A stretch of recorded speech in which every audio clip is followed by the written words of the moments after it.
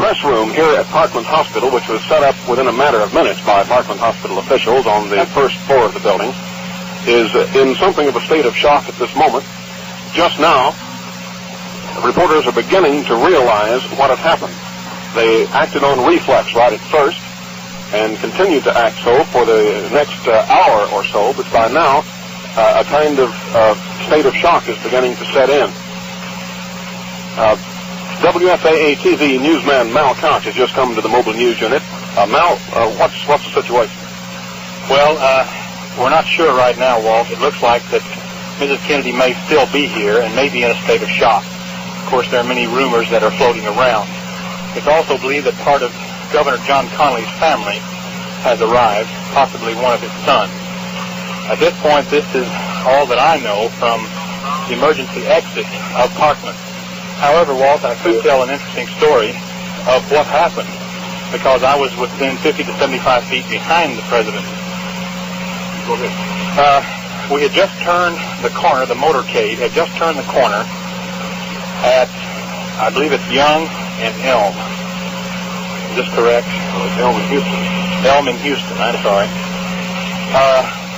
Overlooking the street is a large building by the name of the Texas School Book Depository. Right. Just as the president's car turned the corner, I heard a loud shot that sounded like, at first, a backfire. And then I heard another one. And then, finally, a third shot. We naturally took this third shot as a rifle shot, because we figured by the third shot that this was not a backfire. It was not a motorcycle backfiring, but it was actually someone taking a crack at the president. Just as our car rounded the corner, we saw the president's car speed off. I had my camera in my hand and raised it, and to see an officer fall and pull his pistol. I took a shot of that, and then to my right, two ladies fell to the ground, and one of them had fainted. People were running hither and hither and yon. Up in the window, I could not tell what the person looked like, but I saw the rifle being pulled back into the window. This was the 5th or 6th floor.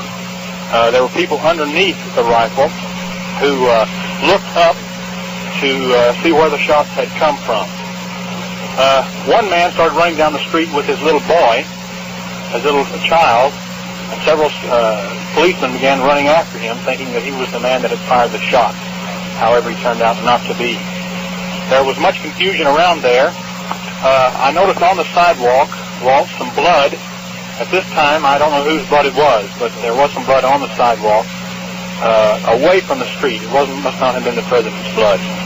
The motorcade then sped off, and I was left in mass confusion to try to grope my way out to Parkland Hospital. Thank you very much, Mel, for that eyewitness report. Ironically, within just a matter of seconds before these fatal shots were fired, Mrs. Connolly commented to President Kennedy, you certainly can't say that Dallas is an unfriendly city, because they were beaming over the outstanding reception they had received, not only in downtown Dallas, but all along the way.